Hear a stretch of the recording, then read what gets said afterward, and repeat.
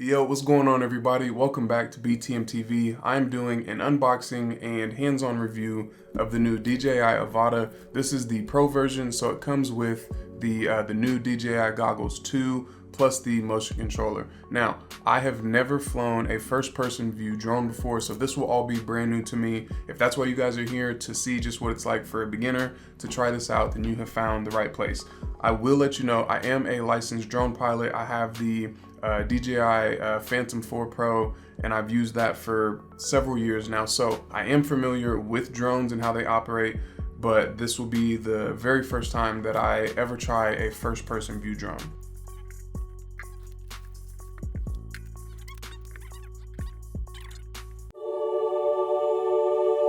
So this review might be a little different from other ones that you've seen. I'm not gonna go into super deep detail about everything and all the nerdy stuff. I have a few key points that I wrote down that I feel are important to know about everything. I'll read these off to you, kind of show you what's inside, and then we're getting out in the field and testing it out. Okay, so here we have everything that comes in the Pro version. We have the drone itself, the controller, the goggles, different cords that we need, the battery. It comes with the battery charger, the cable, extra set of propellers for the drone itself. I'm not gonna get into all that. I have a few key points that I wrote down that I feel like are important as to when you're choosing a drone, things that you should take into consideration. So the drone itself, this weighs 0.9 pounds, okay, super light. It's 410 grams. It is 180 millimeters wide, 180 millimeters in length, and it is 80 millimeters tall, so it's not big at all. The field of view for the camera is 150 degrees, so it has a pretty wide angle view for when you're flying it.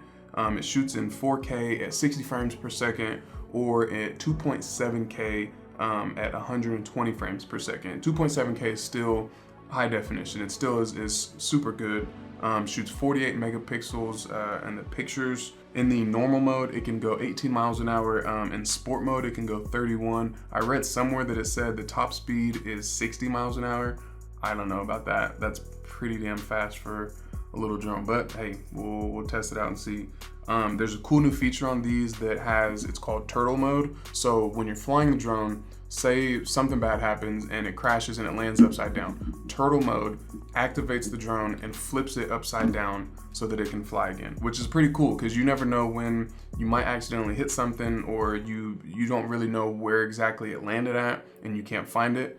Flip it right back over, get it back up in the air.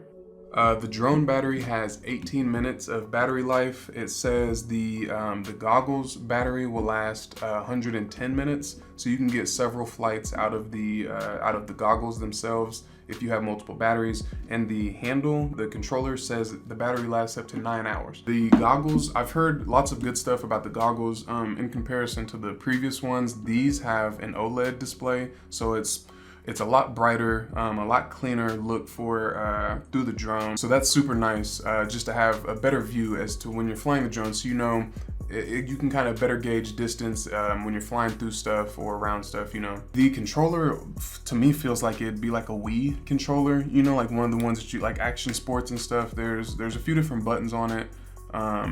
It doesn't look as if it's too confusing. This is the acceleration, and from what I've read, you kind of, you know, guide the drone wherever you want it to go by moving the controller, which I think is pretty awesome. I'm excited to use that. To me, it makes me feel as if it's a lot more immersive in the actual flight, like it's almost actually you flying, you know, like you're controlling it a whole lot more precisely than just, you know, using your thumbs on an actual controller. And there's also a touchpad controller over here. Pull this off real quick.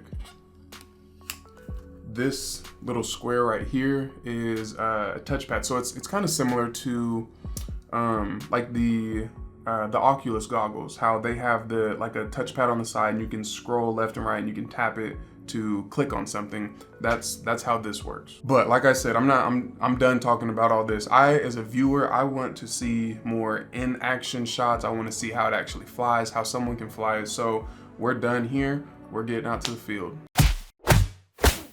All right guys, so here is the moment of truth. I'm at a park near my house. I fired it up just to get everything connected and make sure all the stuff was locked into each other. So This is the moment of truth. The first time I will ever fly a first-person view drone, and I'm a tad bit nervous. So let's get it going. Okay, so instructions said double tap the red button. It'll get the propellers going. Okay, let me start recording. All right, there we go.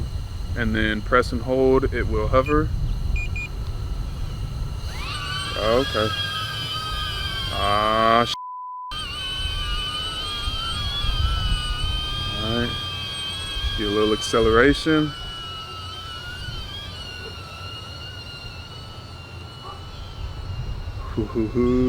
It's nice that there's the white circle in the middle, and it shows you exactly where your drone is going. Oof. Let's try it out. It's actually not that hard to handle. I'm going kind of fast.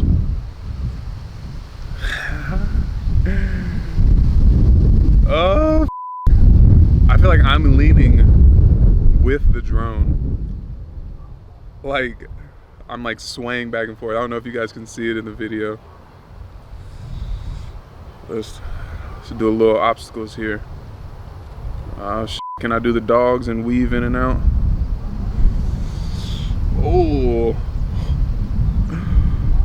this will definitely take some getting used to make it smooth and seamless.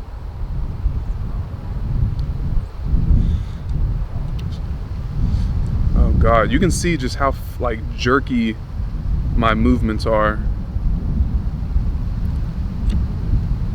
All right, let's. Woo! Oh.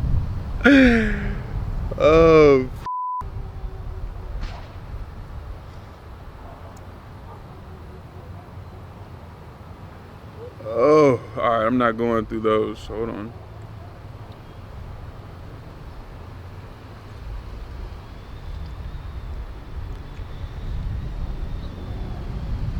Not bad. And I like on the screen, you can see it says I'm 2 meters above the ground. You know, so it just kind of gives you a warning. Make sure you're not flying too close to the ground. This is actually not that hard. I probably look stupid. Let me see what I look like. Hold on.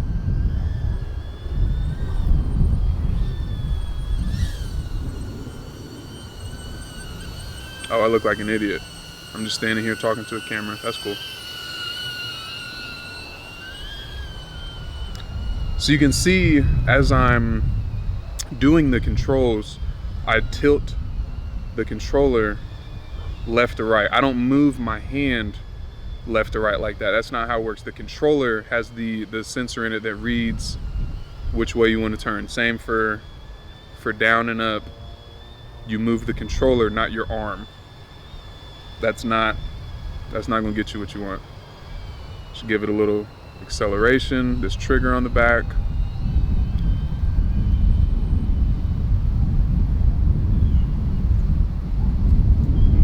There was a hole. I wonder, should I try it? What am I doing? See, I'm trying to move my hand to it. You gotta move the controller. There's a hole in this net right there. I think, oh no, right there. No, that ain't big enough.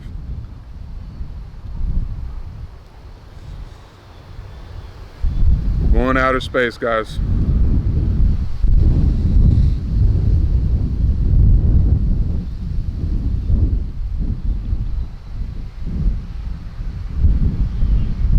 So I think I'm in normal mode. Let me see. Okay, here's sport mode. Let's see what this is like. Ooh, you could definitely see it. That's a lot faster. Holy shit.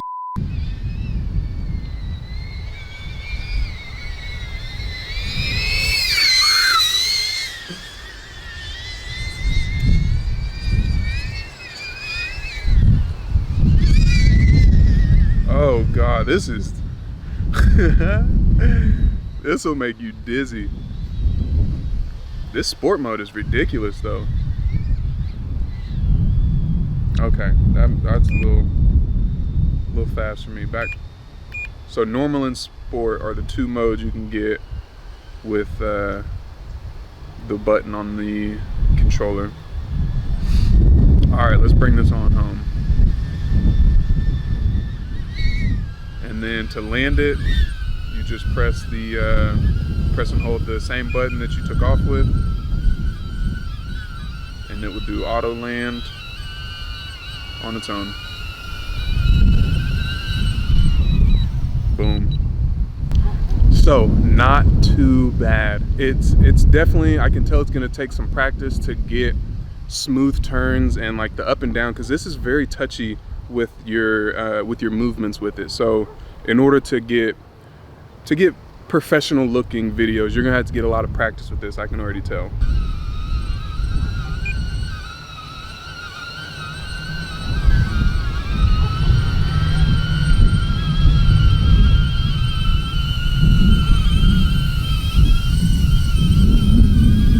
It's a little windy out here. I wonder if that's playing a part in how shaky this video's looking.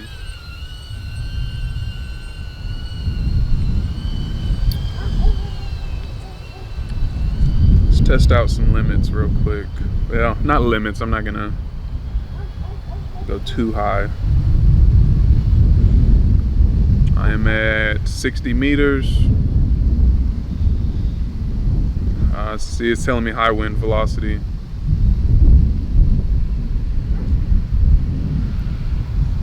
As you can see, I'm just right down there where that H is.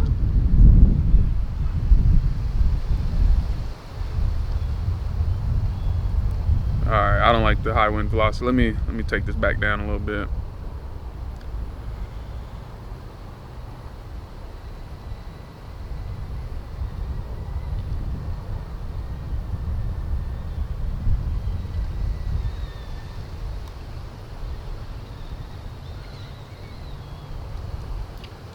Now it's definitely gonna take getting used to of how you hold the stick versus what you're trying to do with it, because I can see myself just already kind of like my hand getting out of place and not remembering that is playing a part in where my drone is looking and how it's moving.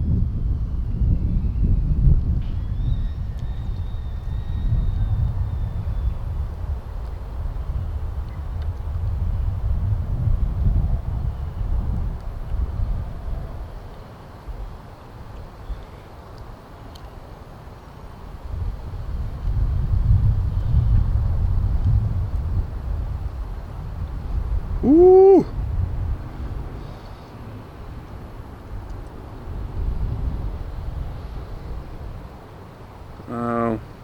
Low battery, auto return home in 3 seconds. Okay. Cancel that. I'm gonna just go ahead and get it back home on my own.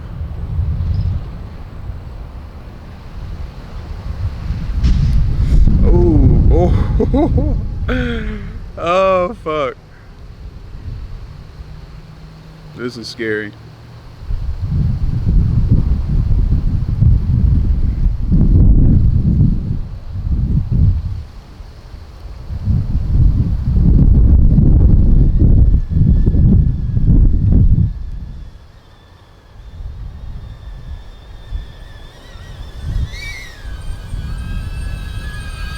There we go. Press and hold.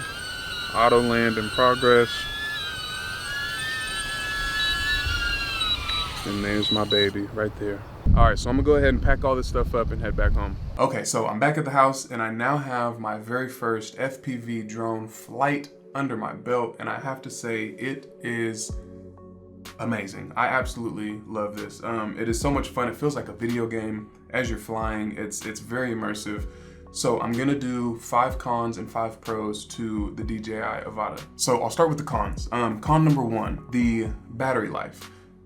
Again, in my opinion, I'm no scientist. I don't know how much it takes, what all a battery can hold. Personally, I feel like for these prices, for the kind of technology that we have today, a battery should be able to last more than 18 minutes. Now, I know this is doing all kinds of crazy stuff and it's burning juice like none other, but I feel I don't know. I mean, I feel like 18 minutes is pretty quick, and I know that's around the average for most drones. You know, you can get 25, 30 out of some of the other ones, like my Phantom 4, I think can do 28, maybe 30 minutes.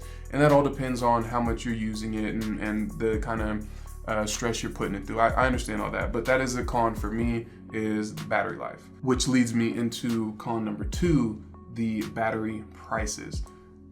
$300 for an extra set of 2 batteries plus a charging dock. That's $150 per battery. My car batteries don't even cost that much. So personally, I feel like that is quite a steep price to ask for a couple extra batteries, because and I'm gonna have to do it. They have the market cornered in that sense, to where like you can't just put in 2 AA batteries and you know, go fly the drone. And you want to be able to fly these for more than 18 minutes. Or if you want your friend to fly, you don't want to have just one drone or one battery. You use 10 minutes of that, and then by the time they use the other 8 minutes, they're barely getting the hang of it, you know? So you want to be able to have a couple extra batteries for whatever reasons. Number 3, on the controller, there is a tilt button right here. I don't know what that means. Maybe I just need to do a little more research and understand exactly what that button does. But the camera does not tilt up and down. That's what I thought this would be for. The camera doesn't move. The drone can look up and down. The camera itself, the gimbal, does not rotate up and down. So that by itself is a con to me. I would expect the drone, but I know that would get kind of iffy as you're doing, you know, dive bombs and stuff. The camera's looking damn near backwards. So I understand that, but the tilt didn't do much for me. And maybe that's just on me. I haven't done enough research on it to know, but the camera not tilting to me is a bit of a con. Number 4, it is very responsive, which I have down as a con and a pro. I'll get into the pros of it later, but the con for the drone being very responsive is you don't see your hands as you have the goggles on. You can't, you know, you kind of drift off every now and then, and you really have to be stationary when you do it, because every little movement the controller has, the drone has as well. But I also forgot to dive into any of the settings in the goggles themselves, because there's different modes that you can put on.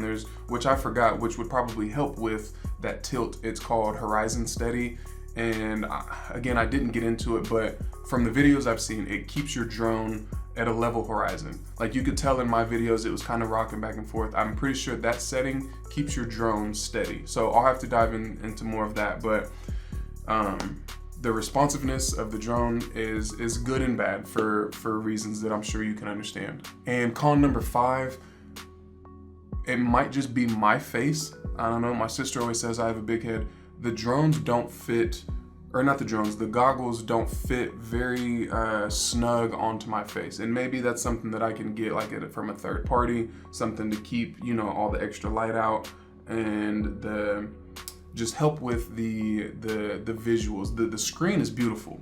Everything is super clear on there, but the goggles not fitting how they should messes with the distortion of them. Like it kind of has them tilted a little more on the top than on the bottom. So that's something that I'm gonna have to try to figure out for a fix to those as I'm flying the drone. Now to the pros. Number 1, it is very easy to control. I can't express it enough how much it feels just like a video game. It hovers by itself. The white circle that is on the screen as you're watching through the goggles, that's in the middle of the screen, it shows you exactly the trajectory of the drone. So that cuts out so many questions or issues of like how far I need to turn, or you know, if I need to be aiming down more in order to get to a certain spot. It shows you exactly where you're going, and that is super nice for beginners. And I'm sure, you know, once you're doing, you know, high flying stunts and going through super tight spaces, having that little circle on the screen showing you exactly where you're heading is perfect. Pro number 2, it is very responsive. I know that was a con, but it is also a pro to this, because when you're trying to go through tight spaces, I can see just how much it'll help the responsiveness of it. And it's low latency, so there's no delay between the drone video and the video that you see through the goggles. So as you're turning left, as you're turning right or down or going through a tight space, exactly where the drone is exactly what you're gonna see in the goggles. So the responsiveness of it is crucial, because you don't want to be flying in a tight space or near something and not get the actual video where you actually are. You don't want to receive that late, because by the time you get up to the tree or to the wall or whatever, if you've already hit it and that video is just now getting back to the goggles, you're SOL. So the responsiveness, it's just something that I'm gonna have to get used to. Having an FPV drone, that's just something that's gonna take a lot of practice. Pro number 3 to the Avada, it is very small. This weighs less than a pound, and it can fit damn near in my pocket, you know? So taking this on destinations or on trips and traveling, I could throw all this in my backpack and it won't take up any room, and I can go anywhere with it. It's other drones like my Phantom 4, it's a drone, it's a decent sized drone, and that's not something that you can really just take on the go with you anywhere without it being an extra accessory. You know, like these, they can fit in a backpack along with other stuff, and you'll never even know that you're carrying it. It's so light and everything is just so compact. I love that this is a super portable type of drone. Number 4, it is very fast. When I put it into sport mode, you can definitely tell the difference from when it's in normal mode versus sport mode with the speed. And again, with the responsiveness, the accelerator, it's super responsive. So if you pedal to the metal, it's gonna be flying, but as soon as you let up, it reads it perfectly, and it will respond to exactly how much torque you're giving it through the controller. So how fast it is fun, and I know that I'll be able to get a lot more cinematic shots with the speed and being able to just kind of get it exactly where I want it, how fast I want it. It's something that I feel like I'll be able to utilize a lot as I'm flying it. And number 5 also kind of plays off of the last one with the speed. This thing will stop on a dime, which is amazing, because as you're doing, kind of risky moves with it or going through crazy spots, if for any reason you don't feel comfortable or you feel like you're about to crash, let go of the throttle and that thing will stop. Also, this button is the brake button. So I'm pretty sure this is the emergency brake. You press it and wherever it is, it stops and just hovers right there. So having that feature, while being a little more risky with the drone, is a good one to have, because you never know when you're testing the limits a little too far and you feel like you're gonna crash. Just let go, hit that button, you're safe. So you guys will have to let me know what you think. And I'm sure I probably missed all kinds of stuff by not diving into the features through the headset, changing the settings and all that stuff. But I plan on playing with this quite a bit in the next couple weeks and forever, honestly. I'm gonna use this for work, for commercial drone footage, and even just my personal time. So I'll have a lot of footage coming from this that I'll try to post at least on my Instagram or Facebook. I may make a video, something cool and put it here on YouTube. So you guys have to be on the lookout for that. But you guys will have to let me know what you think. Jump in the comments and talk to me. Let me know what you guys think of the Avada as a whole, how it compares to other ones. Again, this is my very first FPV drone, so I'm new to this whole world. I need your guys' help. I'm in it. Here I am. So you guys talk to me. Let me know what you think. I appreciate you guys watching. I'll catch y'all next time. Peace.